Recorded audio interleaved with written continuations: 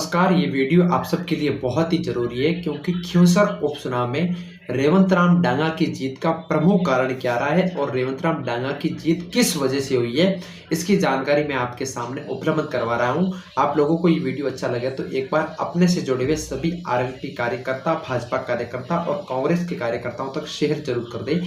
अभी मैं आपके सामने बात करूँ तो आप लोगों ने देखा होगा, भाजपा हमेशा खिंवसर से चुनाव लड़ती है तो पीछे रहती है और वहां से राष्ट्रीय लोकतांत्रिक पार्टी के उम्मीदवार हनुमान बेनीवाल हमेशा आगे बढ़ते हैं और 2008 से लगातार हनुमान बेनीवाल खिंवसर से विधायक रह रहे हैं, यानी जीत रहे हैं बार बार। लेकिन क्या होता है कि हर बार तो दुर्ग सिंह चौहान करके आप सब लोग जानते होंगे जिनको, सबसे पहले कमेंट में जरूर बताएं कि दुर्ग सिंह चौहान को कौन कौन जानते हैं और किन किन ने नाम सुना है, क्योंकि अभी वर्तमान में वो सरसाओं में चल रहे हैं। दुर्ग सिंह चौहान हमेशा अलग चुनाव लड़ते हैं, वो कभी भी किसी भी पार्टी को समर्थन नहीं देते हैं। जब पिछली बार 2023 का चुनाव लड़ा था दुर्ग सिंह चौहान के द्वारा, तो दुर्ग सिंह चौहान के द्वारा खिंवसर क्षेत्र में 16,000 वोट लाए थे पिछली बार 2023 में, आप सब लोग जानते होंगे। और उससे पहले भी वो 15,000 के समथिंग वोट लाते थे, क्योंकि दुर्ग सिंह चौहान वहां से हमेशा अलग चुनाव लड़ते थे। लेकिन इस बार यानी कि जो खिंवसर का उपचुनाव हुआ है 2024 के अंतर्गत, इस खिंवसर के उपचुनाव में दुर्ग सिंह चौहान ने वो भी भाजपा के साथ में मिल चुके थे, यानी कि भाजपा के प्रत्याशी रेवंत राम डांगा के साथ में मिल चुके थे। हालांकि पिछली बार रेवंत राम डांगा को आप सब लोगों ने देखा होगा, जो 77,000 के समथिंग वोट मिला था और हनुमान बेनीवाल को 79,000 के समथिंग वोट मिला था, यानी कि 2,000 वोटों की लीड रही थी।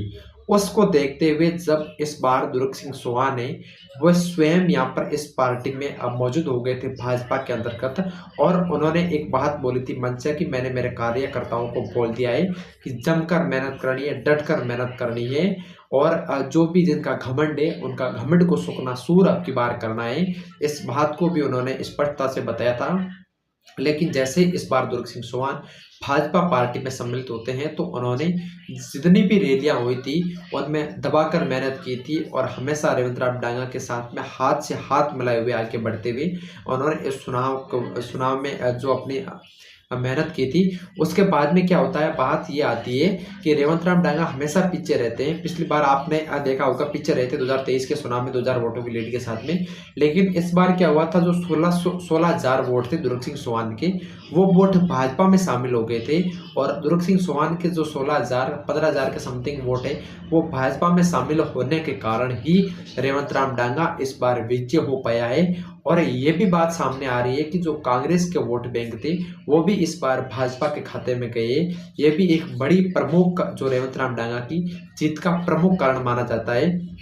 विशेष बात तो ये ही कि दुर्ग सिंह चौहान के जो 15,000 के समथिंग वोट थे वो तो भाजपा में गए, लेकिन कांग्रेस के जो हमेशा वोट आते हैं वो भी इस बार कांग्रेस के वोट नहीं आए, बल्कि वो भी वोट ऐसा माना जाता है कि भाजपा अपने खाते में गए।